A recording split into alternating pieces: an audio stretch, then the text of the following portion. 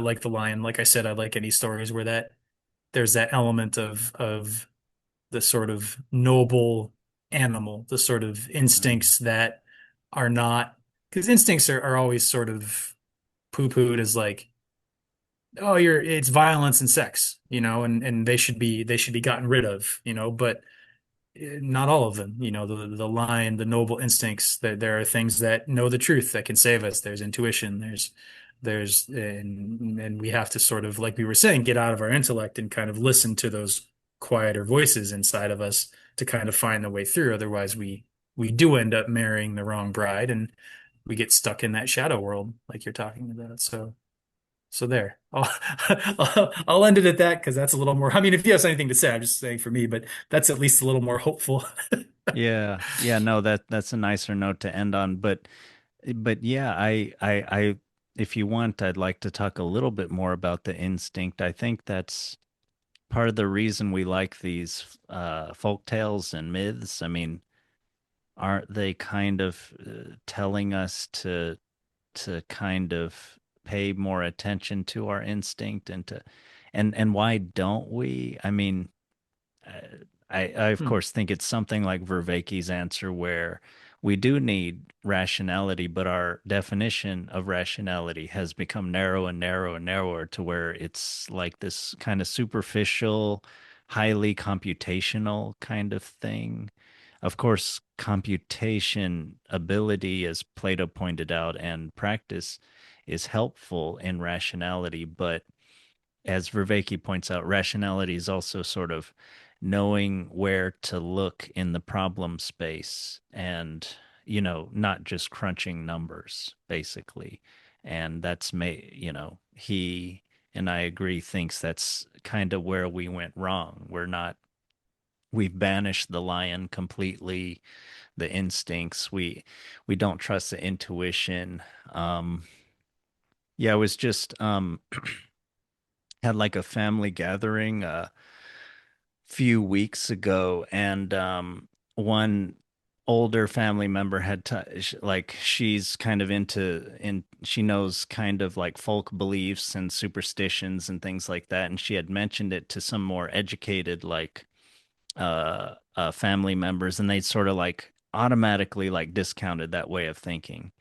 Hmm. And the automatic part is the part I really have a problem with. I mean, besides any social dynamics of not being kind or respectful or whatever, but just the automatic. Like I think that's not good. I think that's really unwise for you to be thinking in this particular kind of ratiocination or whatever you want to call it, this logical, narrowly logical way where you're discounting like automatically anything that reeks of spirit or spirits or intuition. You're making wrong decisions that way. I don't know. Yeah. I mean, I think the response that comes up for me kind of weaves through everything you've been saying from the beginning of like the way we've banished the lion to what Vervaeke's saying about um rationality versus just computation or whatever labels you want to put on it, but that idea. Yeah, yeah. And then this family discussion that you're talking about as well, and the sort of wider social thing you're pointing at of the way we just shut down all of that stuff is like the the intellect or rationality or logic or whatever, those are skills that we have. They're part of being human, but I think we take them for like all of being human. And we miss a lot of other. It'd be like if you only ever lifted weights with one arm, and you did everything with one hand and you just kind of had the other one tied behind your back and you're like, no, I don't have a left arm.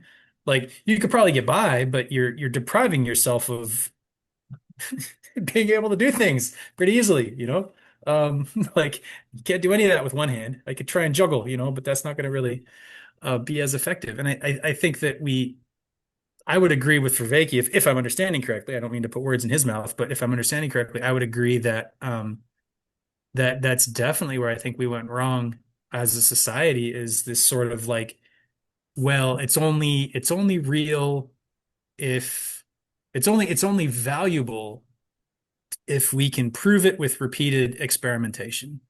And once it's been proven, we don't have to look at it again because we already know the truth. And so we know the truth, and so we don't have to examine anything about it ever again. Folk beliefs aren't provable, therefore they can't be true. And therefore we're safe to discount anything, any wisdom that might be in them.